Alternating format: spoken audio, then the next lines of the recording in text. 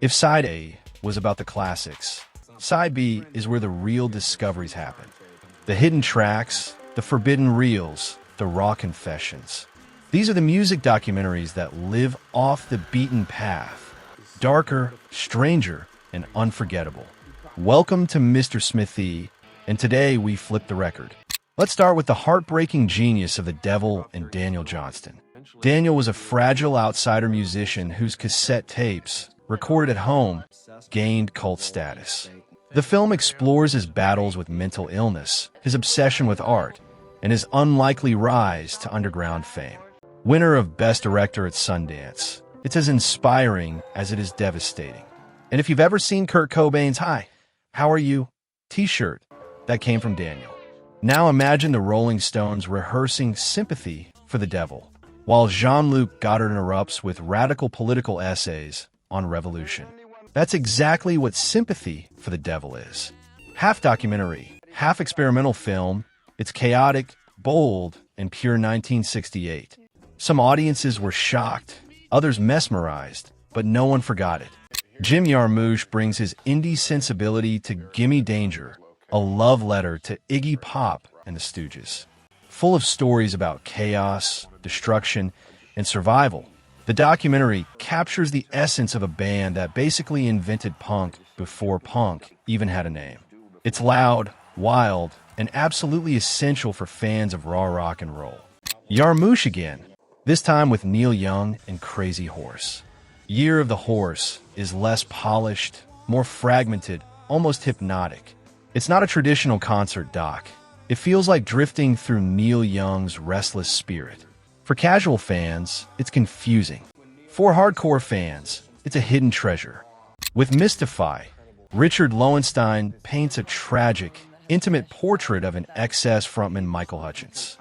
Mixing unseen footage with personal reflections, the film dives into his charisma on stage and his vulnerability off it. A powerful reminder of how fragile even the brightest stars can be. Next, Louie Bluie, 1985, directed by Terry Zwigoff. It follows Howard Armstrong, a gifted fiddle and mandolin player, storyteller, and artist known as Louie Bluie. A member of the Tennessee Chocolate Drops, he blended blues, jazz, and folk traditions. The film captures his wit, music, and even his surprising artwork, a rare portrait of a forgotten genius. Nick Cave takes us on a semi-fictional journey through a single day of his life. Part documentary, part performance, 20,000 Days on Earth blurs reality and myth, showing how art and daily life merge in the mind of one of music's greatest storytellers. It's strange, poetic, and unforgettable. 2 years later, Nick Cave returned with One More Time with Feeling, directed by Andrew Dominic. Filmed after the tragic loss of his son, the documentary is raw, painful, and incredibly moving. Shot in black and white, with performances from Skeleton Tree, it's not just a film. It's grief transformed into music. The Defiant Ones tells the story of Dr. Dre and Jimmy Iovine, two unlikely partners who reshaped the music industry. Directed by Alan Hughes, the series mixes business with art, showing how innovation, risk, and rebellion can change the game. If you've ever owned a pair of Beats headphones, this is where the story begins. And then, the forbidden one, Cocksucker Blues, directed by photographer Robert Frank, followed the Rolling Stones on their 1972 U.S. tour. What he captured was too raw: sex, drugs, excess, so raw, in fact, that the Stones themselves fought to suppress it. Today, it's shown only in special screenings, turning it into one of the most infamous music documentaries ever. Peter Bogdanovich devoted 4 hours to tell the story of Tom Petty and the Heartbreakers in Running Down a Dream.